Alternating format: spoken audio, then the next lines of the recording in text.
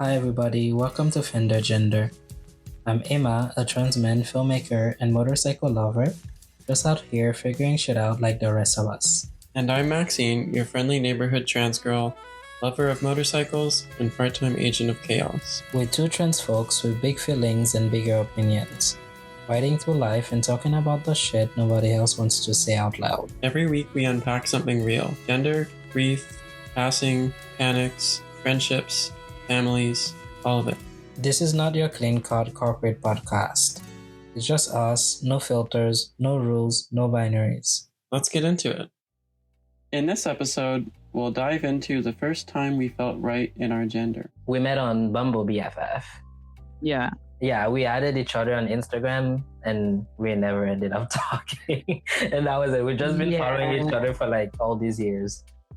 I feel like that's like the common experience with Bumble BFF. Like we live in separate cities too, so it's kind of hard to like build that rapport. But it's cool that you reached out. Yeah, I feel like also it's a way to connect with people, especially in Vancouver. I think around the time that we met, I didn't know that many people in Vancouver. I actually thought you were in Vancouver until I was like, oh, yeah. And also, what are your pronouns? He, they. Do you remember the first time you felt right in your gender? Yeah, like I don't know, it's been kind of a long journey for me. I think getting comfortable in expressing my gender. I don't know, there's just been like a sequence of events. I don't think it just like I woke up one day and I was like, you know what, like I feel like a guy. It was just small events that occurred over like the past few years. I would say like close to a decade before I like realized, well, actually no, like I would say even like longer. I know, like thinking, like looking back on it now, I think, yeah, I've always known that I was trans. Like as a kid, there was like certain experiences or thoughts that I had, and I don't know, it just kind of gets suppressed, like your environment, like sometimes, in my case, it's like my home life. I kind of suppressed those feelings. And I don't know, recently just it clicked for me, and so here we are. I can relate to what you said. It's taking a little bit of time for you to get where you're at right now. I was born and raised in Haiti, so I pretty much grew up there until I was 17. And I always knew, I feel like we always know. I always knew that I was trans, but I didn't know what trans was. I didn't know that word. And I didn't know the meaning behind it. And it wasn't until I moved to Canada and I was like, oh, so that's what I am. Once I've found that word, then did some research and I felt like that resonated a lot with my identity and how I've always felt inside. Like I grew up Christian. I went to church every Sunday. I hated church. My mom would force me to go to church, and I would even make up lies to get out of it. One thing that I really remember clearly is there was one time my dad traveled to the States and he came back to Haiti and he brought a bunch of suits. And for me, he brought dresses. And I remember telling him, I wish I could dress like you, because I wanted to wear the same suits as him and I didn't want to wear the dresses. And now looking back, I'm like, I knew all along, and I can't believe it took all these years for it like to click for me. But I'm so grateful that it did happen around when I was 22, 23. For some people, it does take them years, even a longer time to figure that out. Yeah. What about you, Maxine? I don't know if I remember a particular moment, but I also agree that like I feel like I kind of always knew, but I didn't really know. Like I was always very feminine as a kid and I was hanging out with girls. It was only really when I was like 21, 22 that I came out as trans. Started dressing like a woman and stuff. So yeah, I don't know if there's like a particular moment. I did get wine drunk and trying to dress in my room one night. That was fun. You did get a what? One night drunk? Yeah, I got a bottle of wine and I had this like dress that barely fit me. And then I was like, I kind of like how I look in this. And then I was like, what are the ramifications of this? And I'm like, I'll check in next week and figure this out. Well, it's a good thing that your parents didn't walk in. Yeah, that'd be awkward. But yeah, like I just remember, like, because my father wasn't really in the picture, but there was like little things like, I don't know, as a kid, I like experiencing conflict early on, not even for myself, but like seeing someone else experience conflict. I felt like very protective of that person. And if I expressed that feeling, I think I would always get told, like, you're not a boy, act like a girl. Did you experience that too? I hated that feeling, especially like growing up in Haiti. It's like if you're a girl, you can't do boy stuff. I think one of the things that I still remember it because it was really painful for me because I pretty much grew up as an only child. I was my dad's only child at that point. There was a soccer tournament in the neighborhood, and it was for girls in the neighborhood, and I wanted to participate. And when I asked my dad if I could join, he said no, because it's only for boys. But I thought it was weird because everybody in my family plays soccer. And my dad was always okay with me watching soccer or even like cheering on for teams. But when it came to play, he denied that for me. And even till this day, every time we talk, he would say, oh, I wish that you played tennis instead. Because I ended up signing up for basketball because he never put me into soccer. So I was like, well, I'll sign up for basketball. But in his head, he wanted me to be a tennis player. But also he did not sign me up to play tennis. And I'm like, how would you want me as a child to get into tennis if you don't push me into it? But then when I told him what I wanted to do, when I said I wanted to play soccer, he denied that. Because it's like a I guess a masculine sport. Yeah, it's only for men. That was pretty much his thing. And I grew up around my uncles, so I grew up hanging out with the boys. But a lot of the things that the boys were allowed to do, I was not allowed to do.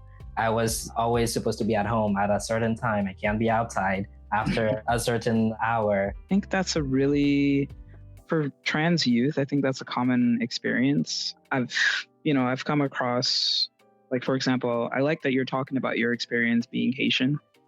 I've talked to, First Nation youth or like just young adults, and, they experienced kind of a similar conversation with their parents. Like, I know in some of their cultures, I think beating on a drum, for example, is usually done by like a male or like a masculine figure rather than like someone who is perceived as a woman. So, I think everyone kind of has like a similar experience. Yeah, I guess the dynamic's a bit different if you're a trans woman. It's less like you can't play sports, but there's, I guess, maybe if I, like, an experience that is maybe of a similar kind of energy is that I feel like when I was maybe like 10, 11 or so, a lot of the girls that I was friends with thought that it was weird that I was a boy and they didn't want to be friends with me anymore because there's this start of like beginning gender self-segregation going on in the schools. When you started feeling seen in your gender, did it change how others treated you, or was it more internal for you? Oh yeah, definitely. Like, I ran from it for a long time. There was a lot of performing. I think gender in general is just a performance. Sometimes it's more natural. Other times you just learn how to like play into that role. But yeah, like before I realized I was trying, like I went through stages. Like I started out identifying as bisexual, still identified as cis, and then eventually became gay. And then I, went by they, them. Yeah, when I was more feminine presenting, for sure, like I think people treat, masculine presenting women or, non-binary folks, they treat us with like disdain, I think. I feel like after I started testosterone and started passing more, I find that people are less likely to ask me for help. Oh yeah. Or do you need help? No, I don't get that anymore. Yeah, they don't even ask you. Yeah. Yeah, they just think I know what the fuck I'm doing, and most of the times I have no idea what I'm doing. Me and Max, true. You know what you're doing. Sometimes Maxine and I, we went on a motorcycle trip. I think a month or so ago. Yeah, and a lot of times people would approach us and they would think that I know more about motorcycles than Maxine. Maxine knows more. was smarter than me. They would sort of like treat her as if she's dumb, but I'm like, she's not dumb. Let's ask her questions. I'm dumb. I'm just obsessed with motorcycles. The weirdest thing I find is dealing with women. Yes. They're so Like before or after you transition, you could talk both. yeah. Before it's easy. Yeah. That you can talk to a girl, like she's comfortable. Now it's like they think, oh, you want to fight them. Fight them. I mean that's how I'm received. That's how I'm received. I'm like, I'm chill. I'm not trying to fuck. I'm not trying to do anything. I just want to be your friend. But I find that women are very not trusting of men. And if I try to talk to a woman in public, it's always like, oh, what do you want? Yeah. Why is a man talking to me? But like before, I'm sometimes like that if a man's talking. You have to be wary. You never know. Yeah, I think for me, like, I only started my transition, like my medical transition a few months ago. So I'm still, to most folks, like I'm still perceived as a masculine woman, but nonetheless a woman, right? So prior to transitioning and even prior to just doing prior to transitioning in general, I feel like, it is easier to talk to women, but then there would be moments where like I've been in conflict with women, people who, were friends. They might have seen me as like a pick me girl, but I was really just like, I was being myself, like really, like truly being myself. But I guess when you're in a certain type of energy, like women will, some women will perceive you as like, I guess, doing it for the male gaze, and low-key you kind of are like closeted, or however you identify. I feel like it also depends of your environment and the community that you frequent. I feel like I find safety within the queer community. Like we have our own issues, that's for sure, 100%. But when it comes to dating or even friendship, talking to women in general, I find that it is easier to speak with a queer woman, and we can have some sort of rapport there. But when it comes to speaking with a straight woman, I feel like there's always that idea in the back of their head that you're a man and you want something from them, when generally I don't. I'm just and not just a man, but like thinking intersectionally, like you're a black man, a black trans man, right? Exactly. So they're looking at you from that lens too. I think also that's one thing that I'm scared about. The further I get in my transition, I keep thinking of how I will be received in the world as a black man. Yeah, I think about that too. I think that's why I've been so on the fence about like going on testosterone, and because eventually you'll just start passing, and I don't know, we hear and see things a lot on the internet, and we see how other black trans people are treated. How do you feel like being perceived as a black man sometimes, or maybe like having that be a future possibility? How do you feel that intersects with being on the spectrum? Yeah, so I think for me, like it definitely depends on how I present. Sometimes I'm not binding, so like I can still probably get away with being perceived as a woman. But there was like one night where it was really interesting. My partner ordered some food on DoorDash or whatever, and like the guy who was delivering the food, he was sitting outside the building, like in the main lobby area, like just in his car, sitting out there. I come downstairs, he doesn't move, like he doesn't even get out his car and just like, it's like, hey, are you here to pick up food? Like he just kind of ignores me, and it takes so long. Like he's literally sitting in the car, like singing and playing his music, jamming, right?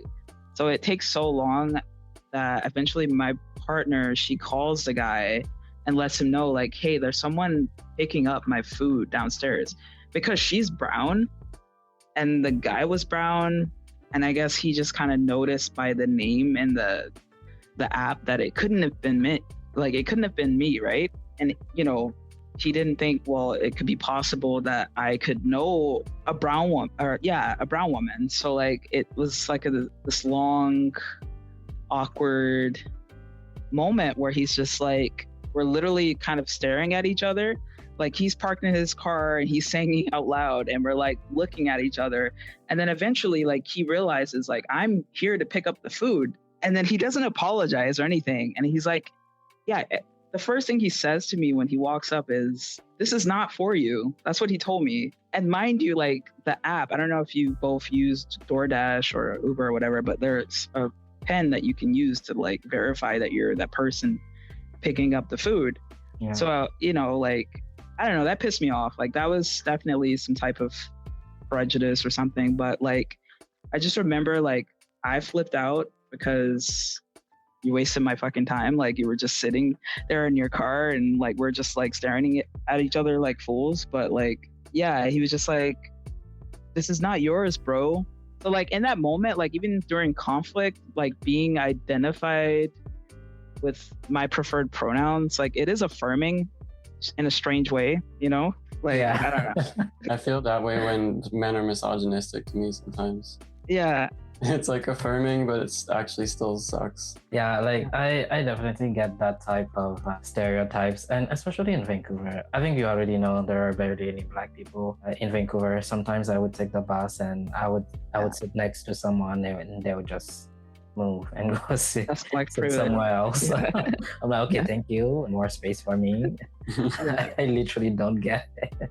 Like it's so weird that it happens to me all the time. I'm like, hey, whatever, Vancouver shit. Been to Vancouver a few years ago, and yeah, it's definitely very few black faces that I saw during the time that I was there. But yeah, I experienced that too. Like people, like the train could be packed, but like they're gonna choose to stand. Yeah, you know what I mean? Like yeah. There are more black people here now for sure than when I first moved here, which was like 4 years ago. But I still feel like we're lacking in a lot of way. People here, they love our culture, of course they do. But do they respect us as a group of people? I don't think so. Yeah, definitely. When I first moved to Vancouver, I had like a weird experience. But I was still, actually, I was pre everything. I was pre-top surgery, pre everything. I was living in Ottawa for 4 years. I've never experienced any sort of racism in Ottawa, which is weird because some people have. Yeah. But within 3 months of moving here, I had a job. I was working for Amazon doing deliveries. I was in this town. It's called Richmond. It's not exactly in Vancouver, but it's within the Lower Mainland. So Richmond is mostly Chinese people or Asian in general. Yeah. So I went to this house to make a delivery and this lady was coming home. I was in a white van, but I had my Amazon uniform on me. And I see as she's coming in, she's looking into the van to see who's in the van. And I make eye contact with her. Then she goes inside her house. And then I'm just like, well, I'm working, I'm minding my business, so I'm just gonna leave. So I left, went around the neighborhood to go to the next house. Then I see that she followed me, and then we make eye contact again. And I'm like, well, I don't know you. What the fuck do you want? So I just keep moving. I go to my next house to do the delivery, and then I drop the package. I'm coming back to the van. Guess who pulls up again? That lady. Then she pulls out her phone and takes a picture of me. And she's like, do you need help? I'm like, no, I don't need help. Like, what do you want? And she's like, well, are you lost? I'm like, no, I'm not lost. I'm working. I literally had my Amazon vest on me and my badge on me. Like, how stupid can you be? And she's like, oh, sorry. I'm like, sorry is not enough. You literally followed me around the neighborhood. Sorry is not enough. Like, you had time on your hands to drive around, literally take a picture of me. For what? To post it online? This person is stealing people's packages on their porches. Mind you, I was literally parked in the street, public property. I wasn't even in her house or anything like that. I wasn't even delivering to her house. I was literally parked there. But if I was a white person, would she have done the same thing? No, No. she would not. Just shows you how a lot of people here are. Anyways, I think I'm just here because of the weather. The weather's nice. weather. Like, you know what? I'll stick it out. There's that lady Yeah. in the Soyuz who we walked in, and we brought our helmets with us because we don't want people to steal them. We walk Mhm. into McDonald's, and then she immediately starts telling us about, oh, you need to bring your helmets in. Make sure you don't leave them on the bikes because people will steal them, and then you won't be able to ride your motorcycle home because you don't have a helmet. And we were confused and just staring at her because that doesn't make any sense at all. We did bring our helmets with us, and also if someone steals your helmet, you can still ride your motorcycle to get a new helmet. It's not legal, but you can still do it. And then she didn't realize that we weren't responding, but the first thing she said is she just asked Eyma if he speaks English. And then he was like, yep. Because we had our helmets with us. So what's the point of telling us to bring our helmets in? So while she was saying that, I was looking at her like, what? Like, I was so confused. And then she was like, do you speak English? You're Like, giving her the Gen Z stare we'll talk about. the Gen Z stare. And that was in a McDonald's? Like, that was an employee? Just like a random person. Oh, okay. Yeah, she was like, well, my friend lost his helmet. I just wanted to tell you guys, thank you, but we have it with us. Yeah, I think I experience weird interactions with white people in Alberta too. And even like in my role, because I do call center work. So, I'm having a lot of interactions with people all over Alberta. And I guess the way I talk, I don't think people immediately clock that I'm a person of color. So over the phone, like I often do have people telling me like, your coworker, the person I talked to last, like I couldn't understand them. Like they weren't speaking great English or, it's, so it's more common than you think for sure. Yeah, I also work in a call center. So I'm bilingual there, and the amount of calls, I mean, it's usually the people from Quebec. Oh yeah. It's always them. It's always them. The person I was talking before, they don't speak good French. Like, okay, the Quebec accent is so strong that when I first moved here, I had a really hard time understanding it. But I still kept an open mind compared to people who live in Quebec. They're not very open-minded to the way that other people speak French. I've had people call in at work and they're like, well, I can't understand you. And I'm like, I literally speak better French than them. Like my French is more clear and more understanding than their French. But they're telling me that they don't understand me and to transfer over to someone else. And I'm like, no, you will not. Deal with it. That's it for this episode of Fender Gender. Thank you for being here with us as we build this space one convo at a time. If this episode resonated with you, we want to hear it. You can stay anonymous. We've got a submission link in the episode notes. And if you want to support Fender Gender and help us keep the mics rolling, head over to our Patreon. Every bit helps. We'll eventually have some bonus content coming your way. Links in the description. Make sure to listen to our next episode where we discuss coming out at work with Keanda. Subscribe, rate us, and tell your messy queer cousin to listen. We'll see you next time.